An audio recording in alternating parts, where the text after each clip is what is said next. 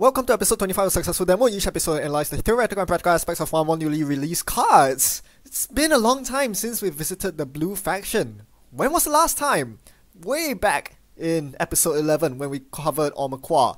Well, yeah, there's been a serious drought of good criminal cards for a very long time, so you can imagine my excitement when I popped open this data pack and saw Credit Kiting. This is the card we're going to be covering today, and it is very powerful at first sight. The ability to gain 8 credits worth of value in a single click by playing this card. Of course, it has some downsides denoted by the red outlines. Firstly, you need to make a successful run on a central server on the turn you play Credit Kiting.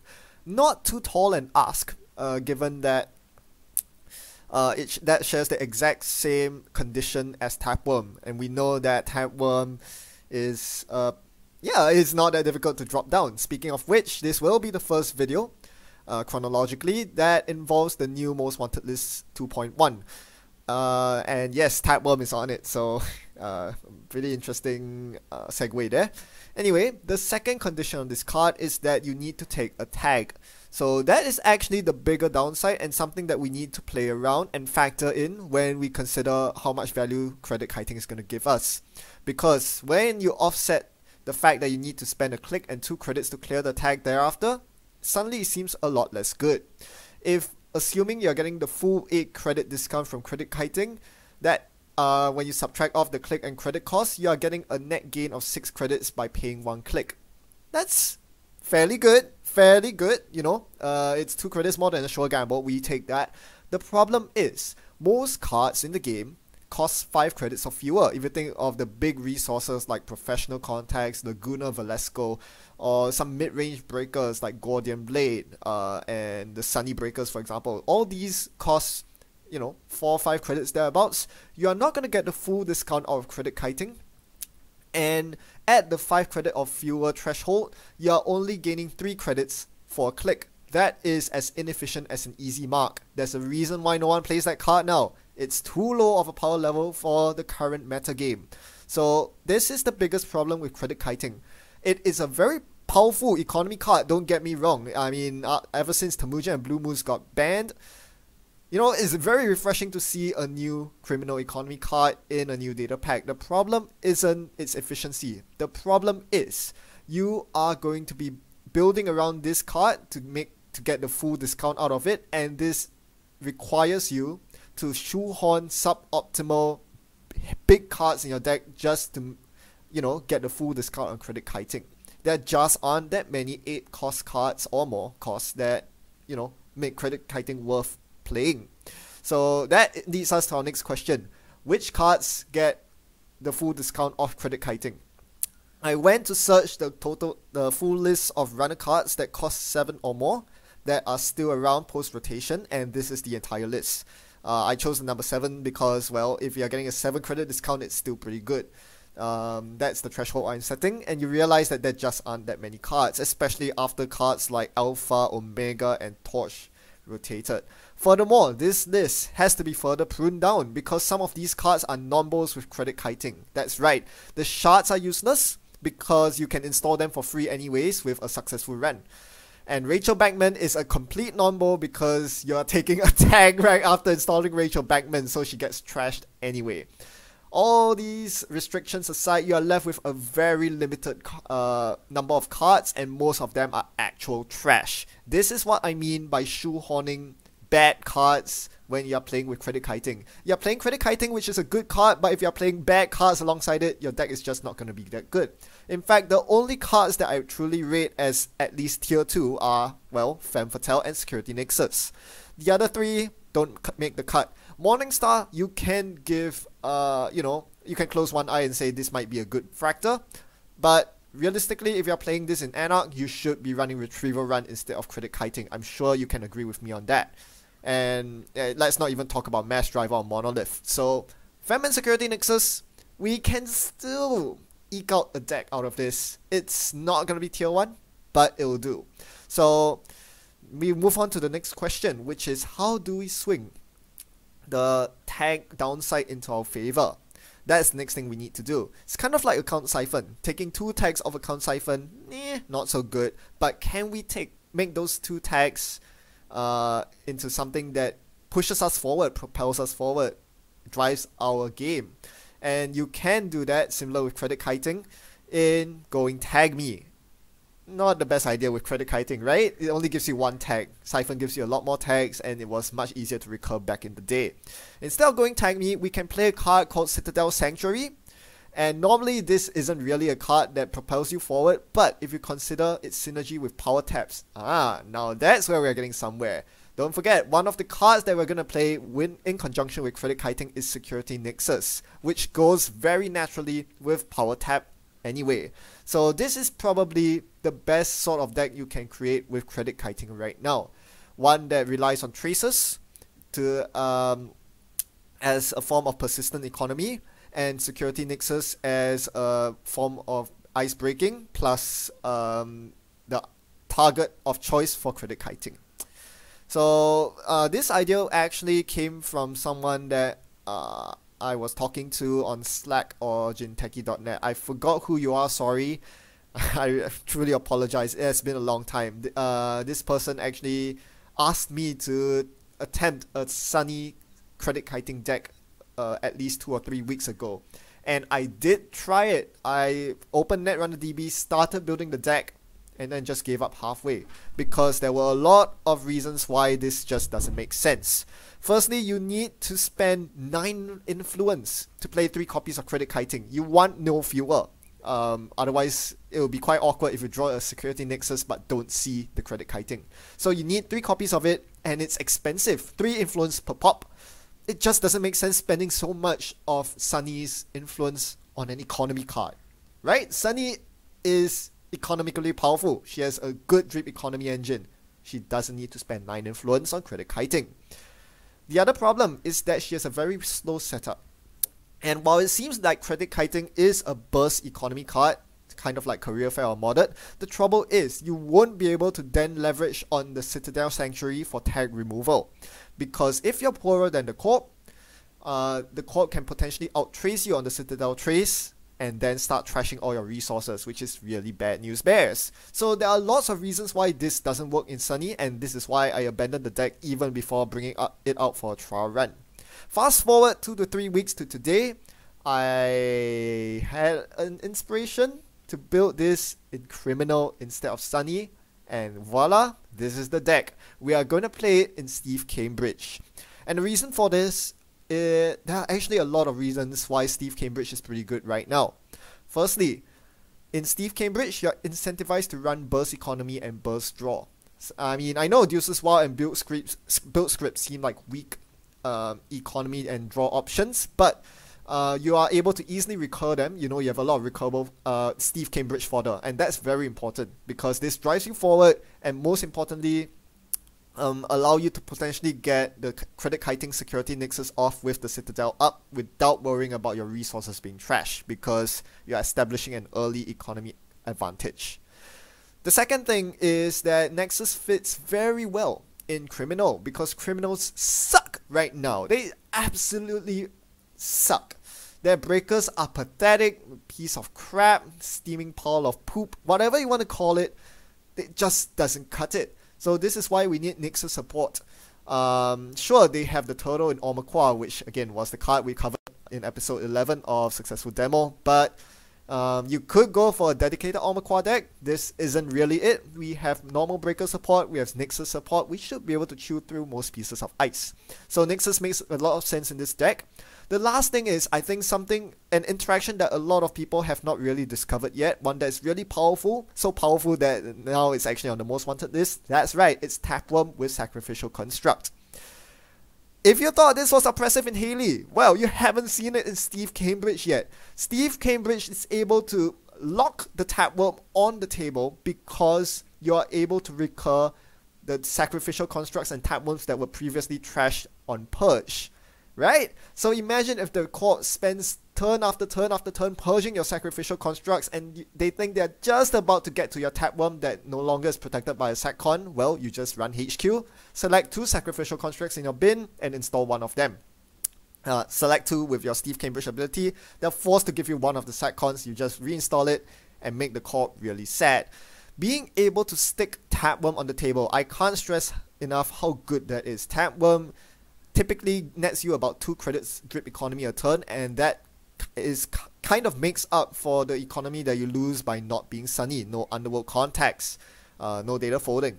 So basically Steve Cambridge, all in all, is just a faster version of Sunny with a smaller deck size, with the ability to play more burst events, and having a lower setup overhead with the Tapeworm construct combo. And not having the fork out influence for credit kiting. This makes a lot of sense, and I think this is a deck that can also place a lot more central pressure than Sunny due to the existence of Sneak Door Beta. Yeah, seems pretty good, doesn't it? Well, let's bring it for a test run and see how it fares.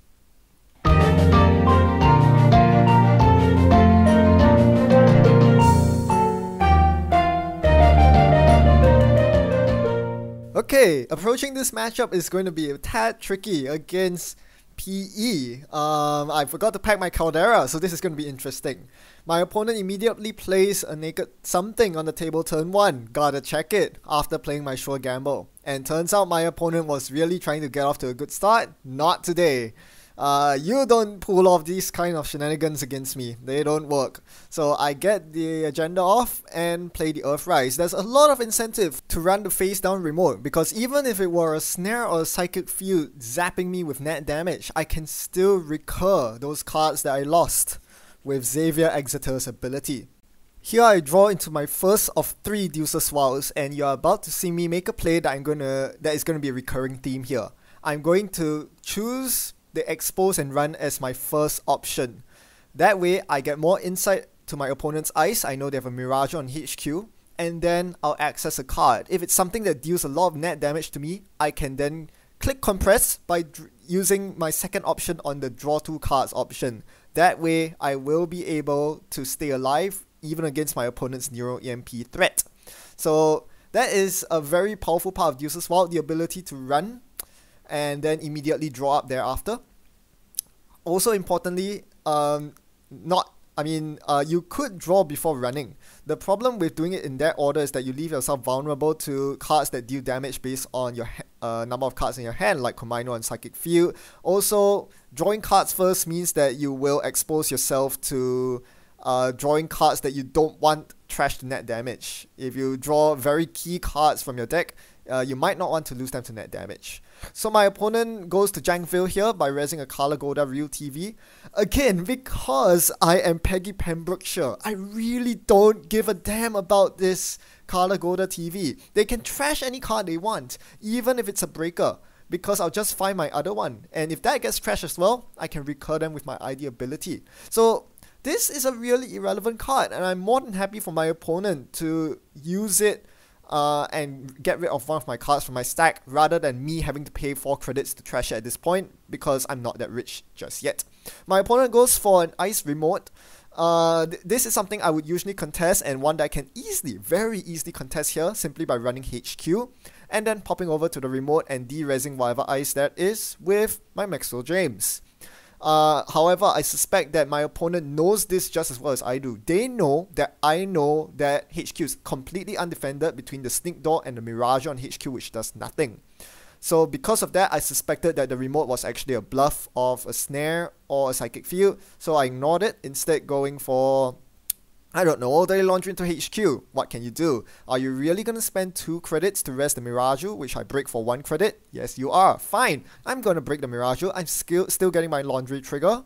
And you just wasted 2 credits resing a piece of ice that was irrelevant. I'm coming out ahead here. I'm still getting an Ormaquah counter from accessing archives. This is way too good for me. Let's run HQ again. Taking very important care not to run last click, because that would tag me if I hit a snare. So I get my Robert Sidney trigger here, and I choose a bunch of economy cards. Yep. And my opponent concedes the Deuces Wild to me, instead removing a Dirty Laundry from the game. Now I guessed wrongly here. I estimated my opponent's aggressiveness with agendas. I let a House of Knives slip. That's not very good. Well, not the end of the world. We are still up 2 agenda points to 1. We just have to be really careful about running now because I need to start runs with 4 cards. Otherwise, I'll die to House of Knives into Snare. So we have to be careful of that. Which is why you see here I'm running with 3 cards in hand, because on the successful run, I'll gain 1 card from my ID ability, which allows me to then survive a House of Knives into Snare. A very subtle play there that you know, basically prevents me from getting cheesed out of a win by random net damage. So yeah, my opponent actually gives me power taps here. On my ID ability trigger, I chose Power Tap and Citadel Sanctuary, both of which were deleted due to net damage earlier. So I chose them both. My opponent gave me Power Tap and removed Citadel Sanctuary from the game. Citadel Sanctuary is a one-off in my deck, so it's gone forever. However, by giving me Power Tap, I'm now able to set up my Power Tap economy with 2 of them on the board and the third one somewhere in my deck. The reason one of the power taps went into the bin was because my opponent used Color Golden Real TV to trash the power tap. So again, because of the robustness provided by my recursion ability, I don't really care about the Color Golda.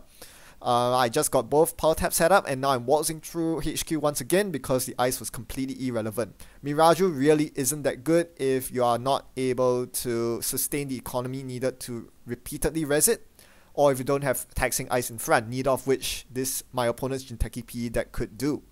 I stole a Philotic Entanglement from my opponent's hand while casually hitting HQ, and that really pushes me forward. Now, just after stealing 2 agendas, I'm more than halfway to my victory condition. I continue finding Deuce's Wild. This is the second Deuce's Wild from my deck, top decked it. And now that my opponent places something in that 2 ice remote, well, I'm going to expose the innermost ice, revealing a DNA tracker. So now I know what I'm up against on the remote. I'm going to run HQ here for 2 reasons. Firstly, I'm going to get my ID ability trigger. I'm going to trigger it on Deuce's Wild and Deuce's Wild. My opponent's forced to give me a Deuce's Wild, so now I have a third Deuce's Wild in my hand and there's still 1 more left in my deck. And then the HQ run also triggers my Maxwell James, so I'm able to contest this remote knowing that Maxwell James can be used. And that's quite important against this Kakugo that I face on the remote, which I immediately de-res because my opponent went down to 6 credits to res the Kakugo. They can't afford the innermost DNA tracker, and even if they could, my Omaqua was well and healthy. Unfortunately, it was a trap. That was a snare that I fell victim to. Trash my cards, well, I'm just going to draw up and clear the tag. No big deal, this is why you run early on in your turn. I'm still in fairly good shape. I'm just going to draw up and find my third Deuce's Wild. Ooh, I love this card. Dan Dargenio, you're a genius. Okay, I'm going to run HQ here. I'm going to select 2 cards. Sacrificial Construct? No, I'm going to go for double daily cast. The best ID ability triggers are when you pick 2 of the same card, so your opponent basically doesn't get to choose the better card because they're both equally good. Alright, my opponent jams again. Is this an agenda? Is it not an agenda? Do I contest it? Lots of questions to ask here. Do I drop the Maxwell James first? Again, I'm going to use the power of Deuce's Wild here to help me draw up. But first, I'm going to manually draw. Put myself on 5 cards in hand. Very important because, yeah, House of Knives into Snare is always a threat. So here I'm going to draw cards first and then expose ice. Knowing that there's no Komainu, I can do this, run archives, because here I thought that there would be an agenda in the bin. I decided to forego my opportunity to run the remote, instead thinking that was a trap. I'm going to check archives. It's quite unlikely that my opponent has agendas because I've been sweeping the hand and they haven't really been drawing from the deck. Instead, I'm using this time to set up my cards, get my second Maxwell James down, and the power tap down. By the way, here's a bonus. Because I'm running 2 Maxwell James, I actually have 2 chances to de-res my opponent's remote ice, and then get a third chance with my ID ability trigger. If I trigger my ability on both Maxwell James, they're forced to give me 1 of them back, and I'm able to de-res their remote Kakugo once again. This is going to be very crucial. De-resing the Kakugo is important. As I said, I don't have Caldera, and I don't want to be taking net damage. So recurring Maxwell James is absolutely amazing. My opponent goes for the remote shell game again. Do I contest this one? Well, we start off with a sneak door run so that I can get my ID trigger and my Maxwell James trigger. On my ID, I'm going to select Deuce's Wild and Deuce's Wild. giving me my 4th or 5th Deuces Wild this game, I've probably lost count. Now this is not really the time to play Deuces Wild because I'm full on cards. Instead, I'm asking myself, do I really want to run server 2 and risk hitting a psychic field? I didn't think so. So instead, I'm going to use this HQ trigger to actually play my first credit kiting. Right? Problem is I'm out of memory. That sneak door takes up way too much memory, so I have to overwrite it with the Femme Fatale. I'm going to Femme the DNA tracker there. Even though my Armor Core can easily surpass it, I need to be careful of my opponent icing centrals and locking me up with a Virus Purge. My opponent obviously lets me through because my ice is too good, and sure enough, that was the psychic field I was worrying about. Thankfully, I won the Psy game, and that allowed me to spend my Deuces Wild to clear the tag that was given to me by the credit kiting. Don't forget, my Citadel Sanctuary is gone, so the only other way to clear tag besides doing it manually is to use Deuces Wild. Deuces Wild coming into play again, compressing those clicks and making my turns super efficient. So my opponent Mushins here, and I concede the Mushin because I really don't want to hit a Cerebral Overwriter or anything nasty. Instead, I'm just gonna hit R&D, hit HQ, and drop some money. Even if my opponent scores a 5-3 agenda here, they are not going to win the game. They are far from it. As long as I keep the fast advance at bay, I'm going to be fine. My opponent installed double advances, and that looks like something that I want to contest. Dirty Laundry in there to see a Junebug. 4 net damage. Ouch. But not the end of the world. I'll just draw up at the end of my turn. They cannot threaten a flatline. Plain and simple. No matter, even if the card that I'm not contesting, the Mushin card, was a Ronin, I'm still well and truly alive. So yeah, it also turns out that my opponent is actually running 24/7 Philotic. That was their main game plan, and we saw that during the Archives run earlier when I thought my opponent was stashing agendas in the bin. The Mushin card turned out to be a Brain Trust, but anyway, it seems like I've basically neutered my opponent's ability to win because I stole their only Philotic. So yeah, heavily punishing my opponent who is very all-in on a one-off card that if the runner steals, they basically have virtually no more outs. The only other damage dealing mechanism I've seen so far is the Punitive Counter-Strike, which I've been always hitting on HQ. But that's not going to do anything against Power Tap, right? And with only 2-point agendas, it's not going to do anything either. So I see a lot of fast advanced mechanisms, which explains the Philotic, the all-in on 24/7 Philotic. My opponent attempts to fast advance a Philotic, but without a Philotic to fast advance, they're kind of out of luck. In the meantime, I'm just going to continue setting up my Breaker Suite pretty unnecessarily given my opponent's not resing any ice. I've credit kited a Security Nixus on the table. So now I'm able to bypass my opponent's ice with Nixus in addition to bypassing the DNA tracker with Femme already. My opponent doesn't even bother with protecting their servers, and I'm just going to get a whole bunch of runs off. And even if I'm not hitting agendas, I'm getting turning wheel counters here. So this is the strength of this criminal deck. You are winning no matter whether you're accessing agendas or not, because I'm getting Armor Core counters, I'm getting turning wheel counters, and I'm making sure that my opponent does not get to keep agendas in their hand. They have to go in the remote. Do I run the remote here? Maybe later. I'm just gonna do the surefire play of running R&D instead and emptying my turning wheel here. I could lose to a double snare. That is my biggest worry, especially after the House of Knives hit. But this is a risk I'm willing to take. It's time to access the whole of R&D and hopefully win off right here. I see a bunch of cards, including the game-winning Show of Force. My opponent had very few answers to my heavy HQ aggression. Looking back at the game, I think it's fair to say that I had my share of both good luck and bad luck. I was very lucky in the 2 side games that my opponent initiated. I won them both, especially the Psychic Field one, because that would have put me potentially in the danger zone for a flat line. On the other hand, my remote guesses was super unlucky. I basically ran into every single trap my opponent set for me, and I missed a bunch of agendas that allowed them to get very close to match point. So it all balanced out in the end. I think the tipping factor here was definitely the fact that the Philotic Entanglement one-off went to me instead of my opponent. Had my opponent scored the Philotic, it would have been a totally different game because I had no answers to 24/7 Philotic. That could have easily landed a flat line on me once they drew the combo.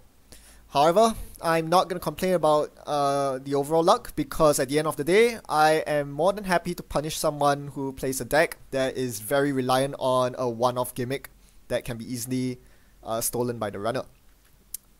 Now, what about Credit Kiting? This was the card that we were trying to show off.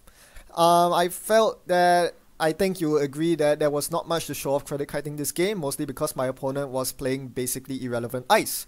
Credit Kiting would be used on two big breakers in Nexus and Fem, but they were largely unnecessary because, well, you don't need those breakers to get past Mirages or Kakugos, yeah?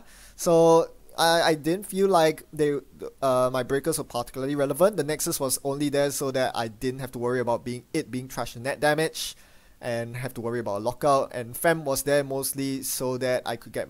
It was my killer, basically, because otherwise I wouldn't be able to get through the swordsman that was protecting R&D, which I knew was there because of the Deuce's Wild expose. So yeah, Credit Kiting did save me credits when it came to installing the Fem and the Nexus. Without Credit Kiting, I would not have been able to get both down in the timely fashion that I was able to. They would be stuck in my hand, and I might have lost them to House of Knives net damage. So, pretty good card still. Just not that good in a matchup where they are not very relevant due to the weak ice my opponent was running. This also shows one thing though. For all the flag I give my opponent, one good thing about their deck is that they plink at my hand a lot, causing a lot of disruption for my game. I was continuously forced to re-evaluate my install priorities and decisions because my opponent kept sniping important cards from my deck and from my hand. Losing the first Nexus meant that I had to draw a bit more aggressively for the second one so that I can bypass ice. Losing the Citadel meant that I wasn't going to rely on the power taps for economy as much, taking tags and doing that stuff. So yeah, most important thing was that it was very difficult to assemble the whole Credit Kiting Nexus into Citadel combo simply because my opponent was so easily able to just neuter the combo by, random net damage here and there. So that's one good thing that my opponent accomplished, and because of that, you didn't get to see the full potential of Credit Kiting tag being mitigated by the Citadel Sanctuary, which never came into play because it was removed from the game, my only Citadel Sanctuary. At least you got to see the synergy with Deuce's Wild as a backup means of removing tags, so that was pretty cool. Speaking of which, the Deuce's Wilds came into big play this game, allowing me to remove tags and also draw up after runs, expose ice so I won't have to face check them. Deuce's Wild is such an amazing card for criminals, and being able to play them 4 or 5 times with Dick Peniston's ability is just absolutely amazing. Along with Deuce's Wild, my ID ability had to be the MVP this game. I was never ever worried about flatlines because I was able to draw up after HQ runs with my ID ability, therefore avoiding any snare flatlines. There's a video that I want to show you here that shows this off very nicely. So I'm up against Tenant Institute here. It's not typically an ID you run Snare in, however, it's Jinteki, Snare's influence free, you never know. So this is why I drew first click against my opponent here, so on the second click run into HQ, I would be able to get my ID ability trigger before accessing, and that brings me to exactly the 3 cards, which actually allows me to survive the 1 in 5 snare that I hit from my opponent's hand. So my ID ability not only allows me to survive the snare, it allows me to run early on in the turn and to take net damage with a card that was already in my bin, rather than a potentially more useful card that I would have drawn otherwise from my deck. Very useful ID ability here. I was also never in danger of losing to milling my deck, and that's a very unique characteristic of Lily Piccadilly's ability. Because you are able to continuously fetch cards from your bin by running HQ, as long as you have an open path to HQ, you will always be able to replenish the number of cards in your hand. So it's kind of like drawing from your archives, drawing from your heap instead of drawing from your stack. Sure, these cards will slowly dwindle as the court removes more and more of them from the game, but at the time I won, I had 18 cards in my bin. This meant that I had at least 9 HP remaining, probably even more after those cards go back in the bin and I'm able to recur them again. So Steve Cambridge is pretty invulnerable to milling for the most part. without a levy, you can still sustain your cards as long as the corp doesn't get something like a Kakugo on HQ, for example. And that's a very unique characteristic. Yeah, and as you saw this game, I didn't really care about losing key cards. I didn't really care about the color Golda because I was able to rely on my ID ability to fetch these cards back. Of course, you can't rely on your ID ability for fetching one-offs back, which is why I did not choose to recur my Nixes in my bin. However, I knew that if my opponent managed to snipe both security Nixes that were running from my deck, I would be able to recur them both with my ID ability, so it all works out. So yeah, very, very powerful criminal ID ability, probably the second strongest or arguably even the strongest. Leela Patel is also up there.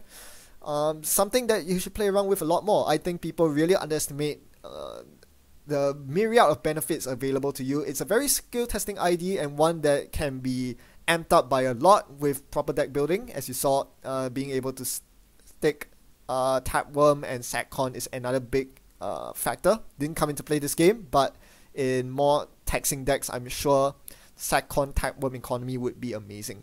So yeah, give this deck a whirl. It's not tier 1, but it certainly makes use of a new card and gets the job done sometimes. Pretty fun deck. Thanks for watching. Happy net running. I'll see you next time.